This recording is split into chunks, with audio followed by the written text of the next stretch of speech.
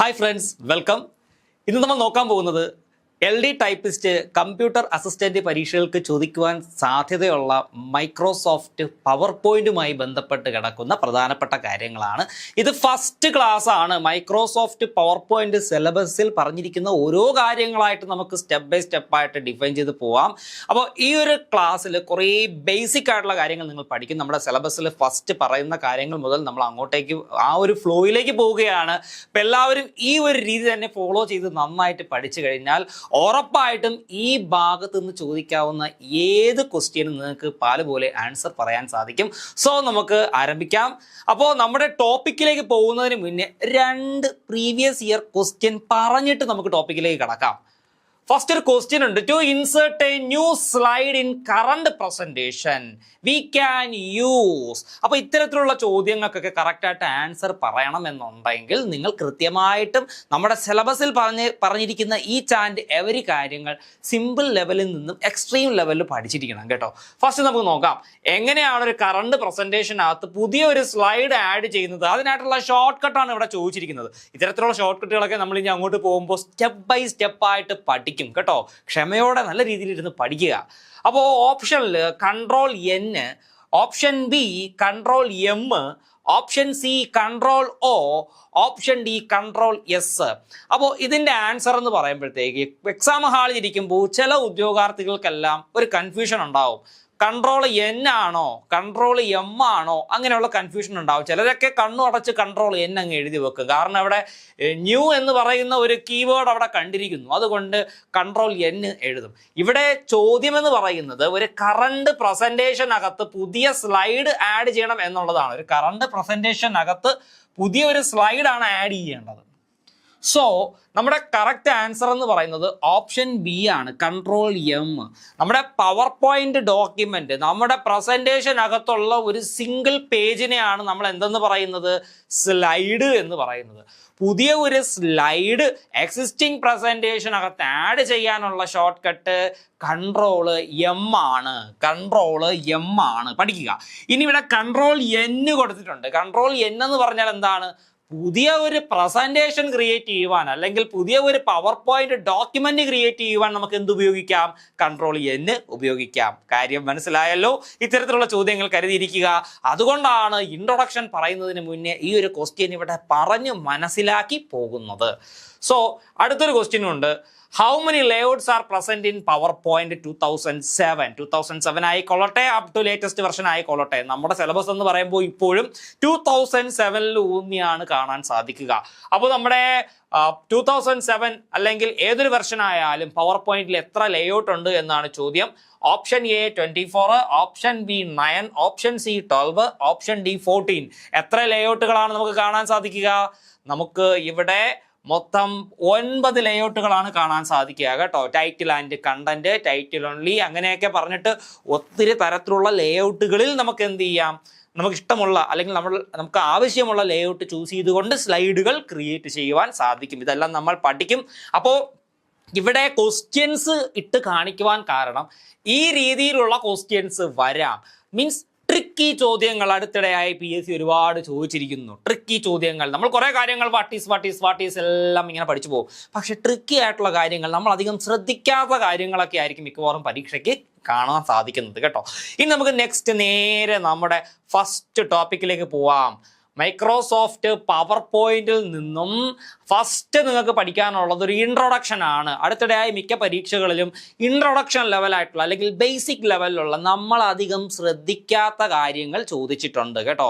ഇപ്പം Microsoft power point കണ്ടുപിടിച്ചതാര്, അല്ലെങ്കിൽ അത് ഡെവലപ്പ് ചെയ്തതാര്, ഏത് വർഷമാണ്, അല്ലെങ്കിൽ വെർഷൻസിനെ കുറിച്ചുള്ള കാര്യം, അങ്ങനെ വേർഡിൽ നിന്നും പവർ പോയിന്റിൽ നിന്നും എക്സലിൽ നിന്നും ഒക്കെ ഒത്തിരി ചോദ്യങ്ങൾ അടുത്തിടെയായിട്ട് മത്സര പരീക്ഷകൾക്ക് ചോദിക്കുന്നുണ്ട്.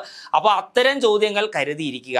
നമ്മളെല്ലാവരും എക്സ്ട്രീം ലെവലിലുള്ള കാര്യങ്ങളെല്ലാം പഠിച്ചു വെക്കും. പക്ഷേ ബേസിക്സ് പല കാര്യങ്ങളും നമ്മൾ ഇഗ്നോർ ചെയ്ത് പോകും, അല്ലെങ്കിൽ നമ്മൾ അതിനെക്കുറിച്ച് ചിന്തിക്കുക പോലുമില്ല.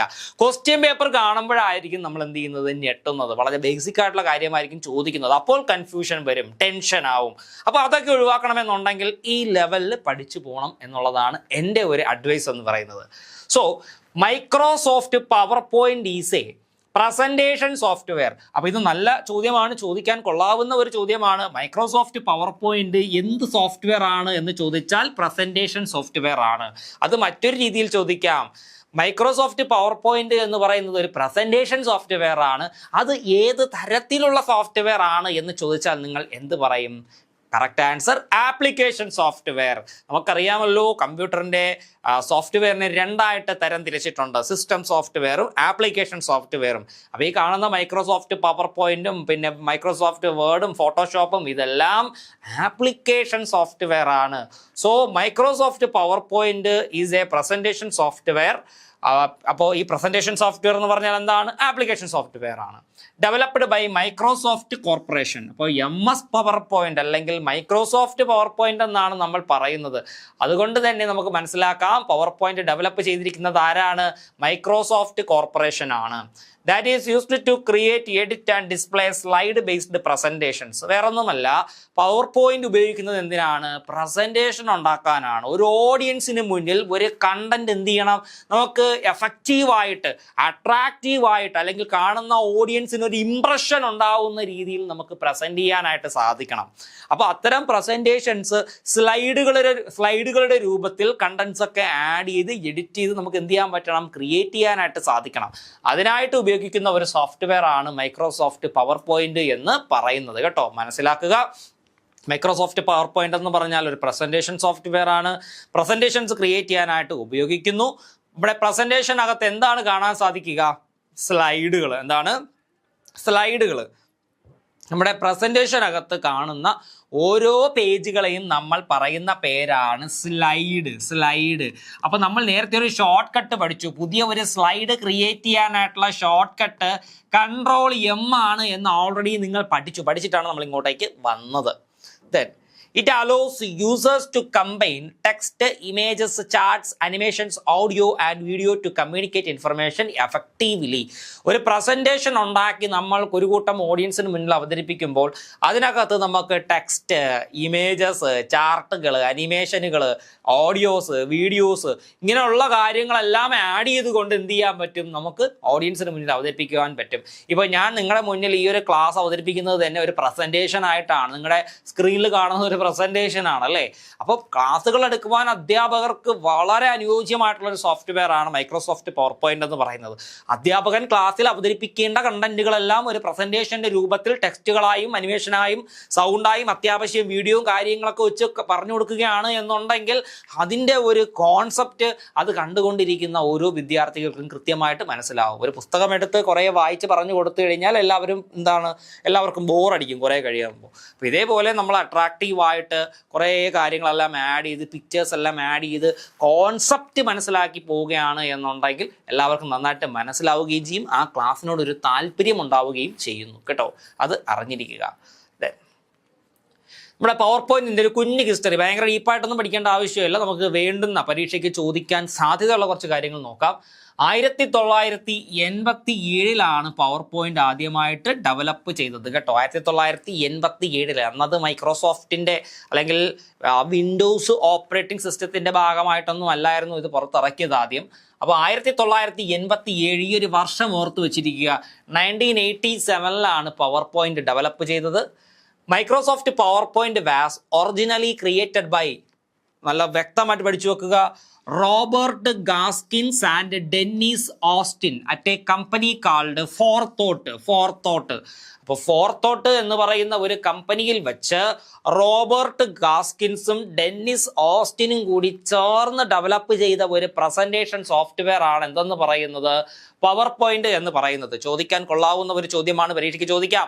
റോബർട്ട് ഗാസ്കിൻ എന്തുമായിട്ട് അസോസിയേറ്റ് ചെയ്തിരിക്കുന്നു, അല്ലെങ്കിൽ ഡെന്നിസ് ഓസ്റ്റിൻ എന്തുമായിട്ട് അസോസിയേറ്റ് ചെയ്തിരിക്കുന്നു എന്നൊക്കെ വ്യത്യസ്ത രീതിയിലായിരിക്കും ചോദിക്കുവാൻ സാധ്യതയുള്ളത്. നന്നായിട്ട് പഠിച്ചു വെക്കുക. അപ്പോൾ പവർ പോയിന്റ് ആദ്യമായിട്ട് ഡെവലപ്പ് ചെയ്ത വർഷം 1987. ആരാണ് ഡെവലപ്പ് ചെയ്തത്? റോബർട്ട് ഗാസ്കിൻസും ഡെന്നിസ് ഓസ്റ്റിനുമാണ്. എവിടെ വെച്ച്, ഏത് കമ്പനിയിൽ വെച്ചാണ്? ഫോർത്തോട്ട് അല്ലെ. ഫോർത്തോട്ട് എന്ന് പറയുന്ന ഒരു കമ്പനിയിൽ വെച്ചാണ് ഈ ഒരു സോഫ്റ്റ്വെയർ ഡെവലപ്പ് ചെയ്തത്.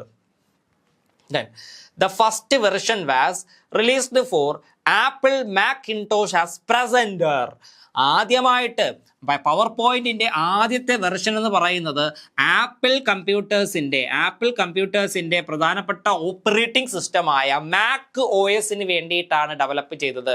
മാക് ഇൻടോഷ് ഓപ്പറേറ്റിംഗ് സിസ്റ്റത്തിന് വേണ്ടിയിട്ടാണ് ഡെവലപ്പ് ചെയ്തത് കേട്ടോ.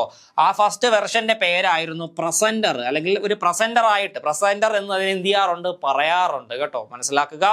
അപ്പോൾ ഫസ്റ്റ് വെർഷൻ വന്ന് റിലീസ് ചെയ്തത് ആർക്ക് വേണ്ടിയാണെന്ന് ചോദിച്ചാൽ പറയുക മാക് ഇൻടോഷ് ഓപ്പറേറ്റിംഗ് സിസ്റ്റത്തിന് വേണ്ടിയിട്ടാണ്. ആപ്പിൾ കമ്പ്യൂട്ടേഴ്സിനകത്ത് ഉപയോഗിക്കുന്ന ഓപ്പറേറ്റിംഗ് സിസ്റ്റമാണ് മാക് OS അല്ലെങ്കിൽ മാക് ഇൻടോഷ് എന്ന് പറയുന്നത്. The first version was released for Apple Macintosh operating system as presenter. Then it is also called PowerPoint 1.0.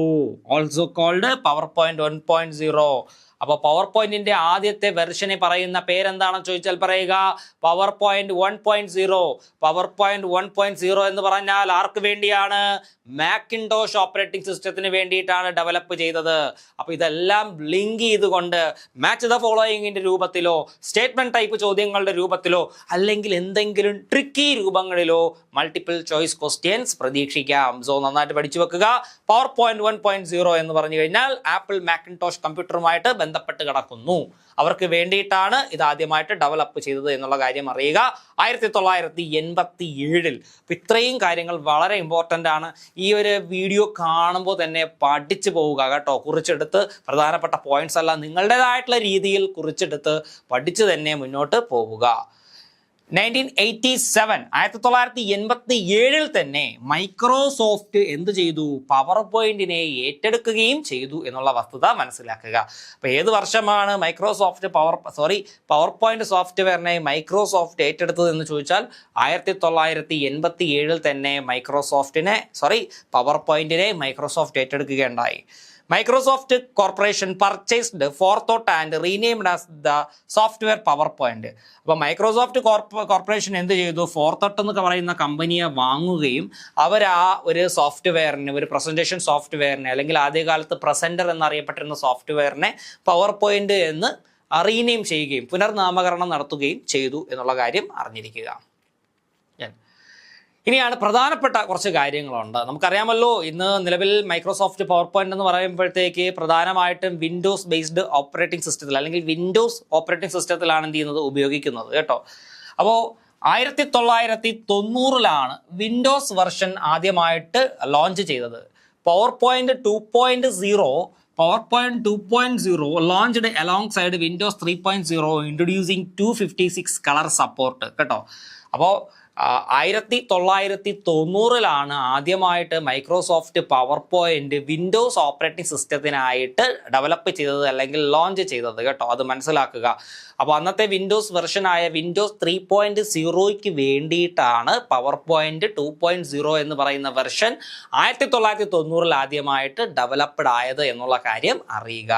അതിനകത്ത് 256 കളർ സപ്പോർട്ടും ഉണ്ടായിരുന്നു. അതൊരു എക്സ്ട്രാ ഫാക്റ്റ് ആയിട്ട് എന്ത് ചെയ്യുക, ജസ്റ്റ് ഒന്ന് പഠിച്ച് വെച്ചിരിക്കുക കേട്ടോ, വേണമെങ്കിൽ ചോദിക്കാം. 1992 പവർ പോയിന്റ് 3.0 എന്ന് പറയുന്ന വെർഷൻ റിലീസ് ചെയ്യുകയുണ്ടായി. Introduced the outliner view and most importantly video transitions and add audio. അതായത് നമ്മുടെ പ്രസൻറ്റേഷനകത്ത് വീഡിയോ ട്രാൻസിഷൻ, അതുപോലെ തന്നെ സൗണ്ടുകൾ, ഓഡിയോസ് ഒക്കെ ആഡ് ചെയ്യാനായിട്ടുള്ള സംവിധാനം വന്നത് 1992 പുറത്തിറങ്ങിയ പവർ പോയിന്റ് 3.0 എന്ന് പറയുന്ന വെർഷനിലായിരുന്നു കേട്ടോ. അപ്പോൾ അതുപോലെ തന്നെ ഔട്ട്ലൈനർ വ്യൂ എന്ന് പറയുന്ന ആ ഒരു വ്യൂവും ഇൻട്രൊഡ്യൂസ് ചെയ്തത് പവർ പോയിന്റ് 3.0 എന്ന് പറയുന്ന ആ ഒരു വെർഷനിലായിരുന്നു എന്നുള്ള കാര്യം മനസ്സിലാക്കുക. അപ്പം 1992 3.0 എന്ന് പറയുന്ന വെർഷൻ റിലീസ് ചെയ്തത്. ആദ്യമായിട്ട് വീഡിയോ ട്രാൻസിഷൻ, അതേപോലെ തന്നെ ഓഡിയോസ് ഒക്കെ ആഡ് ചെയ്യാനായിട്ടുള്ള ഒരു സജ്ജീകരണം അത് ആഡ് ചെയ്തത് ഈ ഒരു വെർഷനിലാണ് എന്നുള്ള കാര്യം മനസ്സിലാക്കുക. ദെൻ 1997 പവർ പോയിന്റ് 97 എന്ന് പറയുന്ന ഒരു വെർഷൻ വരികയുണ്ടായി. The version introduced the auto content wizard and the office assistant Clippy. അപ്പോൾ ഈ ഓട്ടോ കണ്ടന്റ് വിസാർഡ്, അതുപോലെ തന്നെ വലിയ ഫേമസ് ഒന്നും ആവാത്ത ഓഫീസ് അസിസ്റ്റന്റ്, ക്ലിപ്പി, ഇത്തരം ഫീച്ചേഴ്സ് ഒക്കെ ഇൻട്രൊഡ്യൂസ് ചെയ്തത് പവർ പോയിന്റ് 1997 അല്ലെങ്കിൽ പവർ പോയിന്റ് 97 എന്ന് പറയുന്ന ഈ ഒരു വെർഷനിലാണ്. ഇതൊക്കെ ജസ്റ്റ് ഒന്ന് വായിച്ചു വെച്ചിരിക്കുക കേട്ടോ. ഇതൊന്നും അങ്ങനെ പരീക്ഷയ്ക്ക് ചോദിക്കും എന്ന് പറയാൻ പറ്റത്തില്ല ഈ ഒരു പോയിന്റ്, എന്നാലും ഒന്ന് അറിഞ്ഞു വെച്ചിരിക്കുക. ഓക്കെ, ഈ മുകളിലുള്ളതൊക്കെ ചോദിക്കാൻ സാധ്യതയുണ്ട് കേട്ടോ. മുകളിൽ ഈ പറഞ്ഞ 2 പോയിന്റ്സ് ഒക്കെ ചോദിക്കാൻ സാധ്യതയുണ്ട്. ഇവിടെ ഈ പറഞ്ഞ ഓട്ടോ കണ്ടന്റ് വിസാർഡ്, ഇപ്പം ഇതൊക്കെ അങ്ങനെ അത്രയ്ക്കും നമുക്ക് കൂടുതൽ ഇമ്പോർട്ടൻസ് പറയാൻ സാധിക്കില്ല. ജസ്റ്റ് ഒന്ന് വായിച്ച് മനസ്സിലാക്കി വെച്ചിരുന്നാൽ മതി. 2003 പവർ പോയിന്റ് 2003 എന്ന് പറയുന്ന വെർഷൻ വന്നു. അതായത് MS ഓഫീസ് 2003 എന്ന് പറയുന്ന വെർഷന്റെ ഭാഗമായിട്ട് focused on collaboration and package for CD feature, making it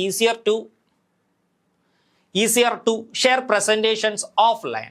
വേറൊന്നുമല്ല, 2003 എന്ന് പറയുന്ന ആ ഒരു വെർഷനിൽ എന്താണ് ആഡ് ചെയ്തത്? നമ്മൾ ക്രിയേറ്റ് ചെയ്തിരിക്കുന്ന പ്രസൻറ്റേഷനെ CD കോപ്പി ചെയ്യുവാനായിട്ടുള്ള ഒരു ഫീച്ചറും കൂടി എന്ത് ചെയ്തു? മൈക്രോസോഫ്റ്റ് കോർപ്പറേഷൻ ആ ഒരു വെർഷനിൽ ആഡ് ചെയ്തു കേട്ടോ. അതാണ് ഇവിടെ പറയുന്നത്. അപ്പോൾ പാക്കേജ് ഫോർ CD എന്ന് പറയുന്ന ഒരു ഫീച്ചർ, നമുക്ക് പ്രസൻറ്റേഷനെ ഡയറക്റ്റ് എന്ത് ചെയ്യാൻ പറ്റും? ഒരു ബ്ലാങ്ക് CD ഇട്ട് നമുക്ക് അതിലേക്ക് ട്രാൻസ്ഫർ ചെയ്യാൻ പറ്റും. ഓഫ്ലൈനായിട്ട് എന്ത് ചെയ്യാൻ? ട്രാൻസ്ഫർ ചെയ്യാനായിട്ട് പറ്റും, അല്ലെങ്കിൽ ആ ഒരു ഫയൽ കോപ്പി ചെയ്യാനായിട്ട് സാധിക്കും. അപ്പോൾ അങ്ങനെ ഒരു ഫീച്ചർ 2003 എന്ന് പറയുന്ന ആ ഒരു വെർഷനിൽ ആഡ് ചെയ്തിട്ടുണ്ടായിരുന്നു.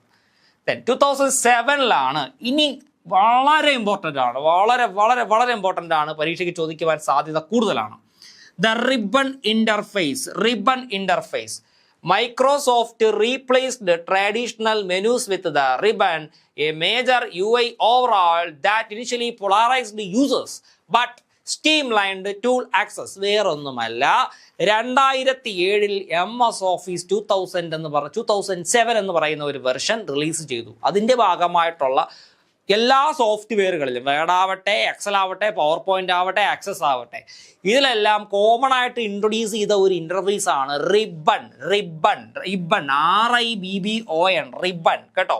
അതായത് പഴയ വെർഷൻസിലൊക്കെ ഉള്ള ടൂൾ ബാറിനെ എടുത്ത് മാറ്റിയതിന് ശേഷം അവിടെ റിബൺ എന്ന് പറയുന്ന ഒരു ഇന്റർഫേസ് ആഡ് ചെയ്തു. റിബൺ എന്ന് പറഞ്ഞാൽ വാട്ട് ഈസ് റിബൺ എന്ന് ചോദിച്ചാൽ നമ്മളത് പഠിക്കും. ഇനി അങ്ങോട്ട് പോകുമ്പോൾ ഞാൻ ജസ്റ്റ് ഒന്ന് പറഞ്ഞു പോവാം. Collection of menus or tabs, ഒരു കൂട്ടം മെനൂസും ടാബ്സും, it's associated groups and tools. അപ്പം കുറേ മെനൂസിൻ്റെ ഒരു കൂട്ടമാണ് റിബൺ എന്ന് പറയുന്നത്. മെനൂസുമായി ബന്ധപ്പെട്ട് കിടക്കുന്ന ഗ്രൂപ്പുകളും ആ ഗ്രൂപ്പിനകത്ത് വ്യത്യസ്ത ടൂളുകൾ അല്ലെങ്കിൽ കമാൻഡുകളും നമുക്ക് കാണാൻ സാധിക്കും. അപ്പോൾ ഈ ഒരു ഇന്റർഫേസിനെയാണ് നമ്മൾ എന്തെന്ന് പറയുന്നത്? റിബൺ എന്ന് പറയുന്നത് കേട്ടോ. അപ്പൊ കളക്ഷൻ ഓഫ് മെനൂസ് അല്ലെങ്കിൽ മെനൂസ് എന്നും പറയാം, ടാബ് എന്നും പറയാം. Tabs are called ribbon. Okay, അതായത് നമുക്കറിയാമല്ലോ, home tab, insert tab, view tab, ഇങ്ങനെ കുറേ ടാബുകൾ കാണാൻ പറ്റും. ട്രാൻസിഷൻ ടാബ്, അനിമേഷൻ ടാബ്, ഇതെല്ലാം എന്താണ് എവിടെയാണ് കാണാൻ സാധിക്കുക? ഇവിടെ റിബണിൽ ഓരോ പർട്ടിക്കുലർ ടാബിലും ക്ലിക്ക് ചെയ്യുമ്പോൾ അതുമായി അസോസിയേറ്റ് ചെയ്ത് കിടക്കുന്ന ഗ്രൂപ്പുകളും ആ ഗ്രൂപ്പുകൾക്കകത്ത് വ്യത്യസ്ത കമാൻഡുകളും നമുക്ക് കാണാൻ സാധിക്കും. ഇതാണ് റിബൺ ഇന്റർഫേസ് എന്ന് എന്ത് ചെയ്യുന്നത് നമ്മൾ പറയുന്നത് കേട്ടോ.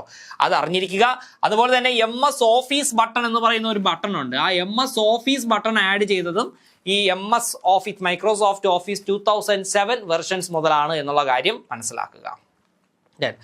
Power point 2013-2016 introduced morph zoom എന്ന് പറയുന്ന കൂടുതൽ ഈ അനിമേഷൻ ഫീച്ചേഴ്സ് എന്ത് ചെയ്തിട്ടുണ്ടായിരുന്നു? ഈ 2013-2016 വെർഷൻസിൽ ആഡ് ചെയ്തിട്ടുണ്ടായിരുന്നു. അതെല്ലാം ഇപ്പോഴും 2007 മുതലുള്ള എല്ലാ വെർഷൻസും ഇപ്പോഴും ഉപയോഗത്തിലുള്ള വെർഷനുകളാണ് കേട്ടോ.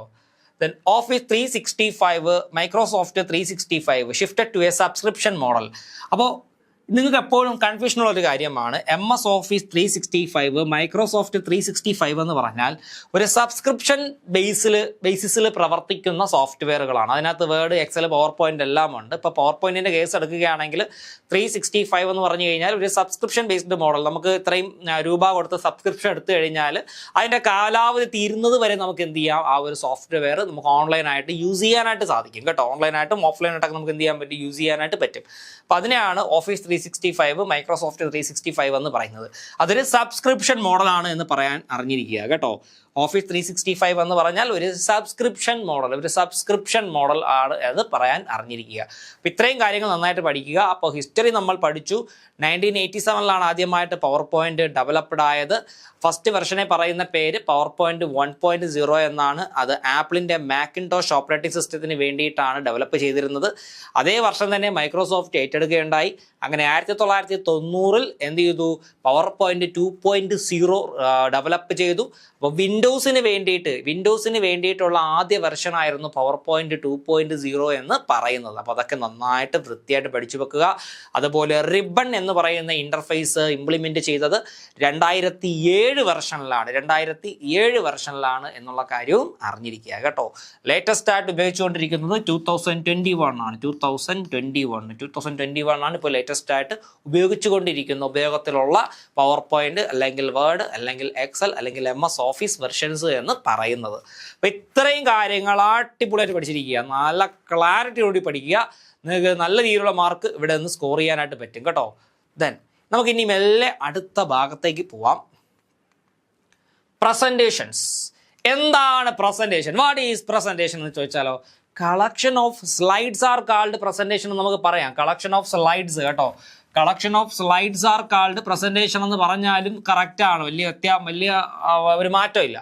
A presentation is a collection of data and information that is to be delivered to a specific audience. അപ്പോൾ ഒരു സ്പെസിഫിക് ഓഡിയൻസിന് വേണ്ടിയിട്ട് നമ്മൾ പ്രസൻറ്റ് ചെയ്യുന്ന അല്ലെങ്കിൽ ഡെലിവർ ചെയ്യുന്ന ഡാറ്റാസിനെയും ഇൻഫർമേഷൻ്റെയും ഒരു കൂട്ടത്തിനെയാണ് പ്രസൻറ്റേഷൻ എന്ന് പറയുന്നത് കേട്ടോ. അപ്പോൾ ഈ ഒരു ഡെഫിനിഷനും പറയാം, അല്ലെങ്കിൽ collection of slides are called presentation എന്നും പറയാം.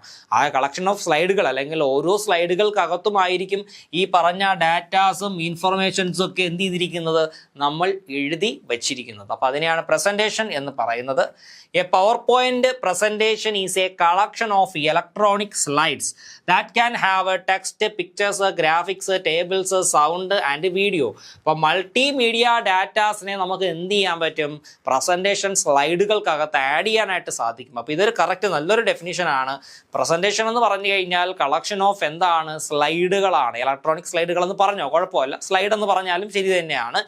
അതിനകത്ത് text, pictures, graphics, tables, sound, video, clipart, എന്ത് കാര്യം വേണമെങ്കിലും നമുക്ക് ആഡ് ചെയ്ത് ഓഡിയൻസിനെ കാണിക്കാൻ പറ്റും. ഇനി സ്ലൈഡ് എന്താണെന്ന് പറയുന്നുണ്ട്. A slide is A single page of A presentation. Slide എന്ന് പറഞ്ഞു കഴിഞ്ഞാൽ ഒരു പ്രസന്റേഷന്റെ സിംഗിൾ പേജ് ആണ് കേട്ടോ. സ്ലൈഡ് എന്ന് പറഞ്ഞാൽ ഒരു പ്രസന്റേഷന്റെ സിംഗിൾ പേജ് ആണ്. Used to display information such as text, images, charts, audio or video. അപ്പോൾ സ്ലൈഡ് എന്ന് പറഞ്ഞാൽ എന്താണ്, പ്രസന്റേഷൻ അകത്തുള്ള ഒരു ഇൻഡിവിജ്വൽ പേജ് ആണ് അല്ലെങ്കിൽ സിംഗിൾ പേജ് ആണ്. അപ്പോൾ നമുക്ക് ടെക്സ്റ്റും ഇമേജസും ചാർട്ടും ഓഡിയോയും വീഡിയോയും ടേബിളും ഷേപ്പും ഇതെല്ലാം നമുക്ക് അതിനകത്ത് എന്ത് ചെയ്യാം, ആഡ് ചെയ്യാം. ആ ഓരോ സ്ലൈഡുകളിലാണ് ഡാറ്റാസ് എന്ത് ചെയ്യുന്നത്, ഓഡിയൻസ് കാണുന്നത്. അപ്പോൾ സ്ലൈഡ് എന്ന് പറഞ്ഞാൽ ഒരു പ്രസന്റേഷനകത്തുള്ള സിംഗിൾ പേജാണ്. കളക്ഷൻ ഓഫ് സ്ലൈഡ്സിനെയാണ് നമ്മൾ എന്തെന്ന് പറയുന്നത്, ആൻസർ പറഞ്ഞേ, കളക്ഷൻ ഓഫ് സ്ലൈഡ്സിനെയാണ് നമ്മൾ പ്രസന്റേഷൻ എന്ന് പറയുന്നത്. നമ്മൾ നേരത്തെ പഠിച്ചിരുന്നു. ഓക്കെ, പ്രധാനപ്പെട്ട പോയിന്റ് നമുക്ക് പരിശോധിക്കാം. A presentation is made up of multiple slides. Presentation എന്ന് പറഞ്ഞു കഴിഞ്ഞാൽ ഒന്നിലധികം സ്ലൈഡുകൾ ഉപയോഗിച്ചിട്ടാണ് എന്ത് ചെയ്തിരിക്കുന്നത്, ക്രിയേറ്റ് ചെയ്തിരിക്കുന്നത്. Each slide can have different layouts. ഓരോ സ്ലൈഡിനും വ്യത്യസ്ത ലേഔട്ടുകൾ നമുക്ക് കൊടുക്കുവാനായിട്ട് സാധിക്കും. നമ്മൾ നേരത്തെ ഒരു MCQ നോക്കി അല്ലേ, നമ്മുടെ പവർ പോയിന്റിൽ എത്ര ലേഔട്ടുകളാണ് കാണാൻ സാധിക്കുക, സ്ലൈഡ് ലേഔട്ടാണ് കാണാൻ സാധിക്കുക. പറഞ്ഞേ, എത്ര സ്ലൈഡ് ലേഔട്ടുകളാണ് പ്രസന്റേഷനകത്ത് ഡിഫോൾട്ട്ലി നമുക്ക് കാണാൻ സാധിക്കുക? എത്രയെന്നാ നമ്മൾ പഠിച്ചേ? യെസ്, 9 അല്ലേ. 9 സ്ലൈഡ് ലേഔട്ടുകളാണ് നമുക്ക് കാണാൻ സാധിക്കുക. അപ്പോൾ each slide can have different layout such as എന്തൊക്കെയാണ്, ടൈറ്റിൽ സ്ലൈഡ് ഉണ്ടാവും, കണ്ടന്റ് സ്ലൈഡ് ഉണ്ടാവും അല്ലേ, അങ്ങനെ ഒരുപാട് തരത്തിലുള്ള സ്ലൈഡ് ലേഔട്ടുകൾ ഉണ്ടാവും. അത് നമ്മൾ ഇനി പഠിക്കും കേട്ടോ. Slides are used to present information step by step. നമ്മളിപ്പോൾ സ്റ്റെപ്പ് ബൈ സ്റ്റെപ്പ് ആയിട്ടാണ് പഠിച്ചുകൊണ്ടിരിക്കുന്നത് അല്ലേ. അപ്പോൾ ഇൻഫർമേഷനെ സ്റ്റെപ്പ് ബൈ സ്റ്റെപ്പായിട്ട് പ്രസന്റ് ചെയ്യാൻ വേണ്ടിയിട്ടാണ് നമ്മൾ എന്ത് ഉപയോഗിക്കുന്നത്, സ്ലൈഡ് ഉപയോഗിക്കുന്നത് എന്നുള്ള കാര്യം അറിഞ്ഞിരിക്കുക. You can insert text, pictures, tables, charts and animations on A slide. അപ്പോൾ നമ്മളത് നേരത്തെ പഠിച്ചത് തന്നെയാണ്. ഈ പറഞ്ഞ കാര്യങ്ങളെല്ലാം ടെക്സ്റ്റ് ആയാലും പിക്ചർ ആയാലും ടേബിൾ ആയാലും ചാർട്ടായാലും സ്മാർട്ട് ആർട്ട് ആയാലും അനിമേഷൻ ആയാലും എന്ത് കാര്യങ്ങൾ വേണമെങ്കിലും സ്ലൈഡിൽ നിങ്ങൾക്ക് ആഡ് ചെയ്ത് ഓഡിയൻസിനെ കാണിക്കാൻ സാധിക്കും. അപ്പോൾ സ്ലൈഡ് എന്ന് പറഞ്ഞാൽ ബേസിക്കലി ഇത്രയും കാര്യം അറിഞ്ഞിരിക്കുക. Individual page in a presentation അല്ലെങ്കിൽ single page in a presentation, ഇതാണ് സ്ലൈഡ് എന്ന് പറയുന്നത്. പുതിയ ഒരു സ്ലൈഡ് ഒരു പ്രസൻറ്റേഷനിൽ ആഡ് ചെയ്യാനായിട്ടുള്ള ഷോർട്ട് കട്ട് ഒരിക്കലും മറക്കരുത്, Ctrl+M കേട്ടോ. Ctrl+M എല്ലാവരും തെറ്റിക്കുന്ന ഒരു ക്വസ്റ്റ്യൻ ആണ്. അതായത് പരീക്ഷയ്ക്ക് ഓപ്ഷനിൽ Ctrl+M കാണും, Ctrl+N കാണും. എല്ലാവരും ന്യൂ എന്ന് പറയുന്ന ആ വാക്ക് കേൾക്കുമ്പോൾ തന്നെ എല്ലാവരും തീരുമാനിക്കും Ctrl+N ആണെന്ന്. Ctrl+N എന്ന് പറഞ്ഞു കഴിഞ്ഞാൽ പുതിയ ഒരു പ്രസൻറ്റേഷൻ, പുതിയ ഒരു പവർ പോയിന്റ് ഡോക്യുമെന്റ് ക്രിയേറ്റ് ചെയ്യാനാണ് Ctrl+N ഉപയോഗിക്കുന്നത്. Ctrl+M എന്ന് പറഞ്ഞാൽ പുതിയ ഒരു സ്ലൈഡ് നമുക്ക് എന്ത് ചെയ്യാം, ക്രിയേറ്റ് ചെയ്യാം. നമ്മൾ ഉപയോഗിച്ചുകൊണ്ടിരിക്കുന്ന കറണ്ട് പ്രസന്റേഷനകത്ത് പുതിയ ഒരു സ്ലൈഡ് ക്രിയേറ്റ് ചെയ്യാനായിട്ട് നമുക്ക് എന്താണ് യൂസ് ചെയ്യേണ്ടത്, Ctrl+M ആണ്. ഇതാരും മറക്കരുത്, ഇപ്പൊ തന്നെ കുറിച്ചിട്ടോളൂ. മറന്നു പോകാൻ സാധ്യതയുള്ളവർ ഇപ്പൊ തന്നെ കുറിച്ചിട്ടോളൂ. മിക്കവാറും പരീക്ഷയ്ക്കൊക്കെ ചോദിക്കുന്ന ഒരു ക്വസ്റ്റ്യൻ ആണ് കേട്ടോ. ഒരുപാട് ക്വസ്റ്റ്യൻ പേപ്പറിൽ ഇത് കാണാൻ പറ്റും. നിങ്ങൾ പ്രീവിയസ് ഇയർ ക്വസ്റ്റ്യൻ പേപ്പർ എടുത്ത് ഒരു 10 ക്വസ്റ്റ്യൻ പേപ്പർ എടുത്ത് നോക്കിക്കഴിഞ്ഞാൽ ഒരു 3 ക്വസ്റ്റ്യൻ പേപ്പറിനകത്ത് ഈ ഒരു ചോദ്യം ഉണ്ടാവും, ഉറപ്പാണ്. ഓക്കെ, അപ്പോൾ നമുക്ക് മറ്റൊരു ക്ലാസ്സിലൂടെ വീണ്ടും കാണാം. എല്ലാ ഫ്രണ്ട്സിനും താങ്ക് യു വെരി മച്ച്.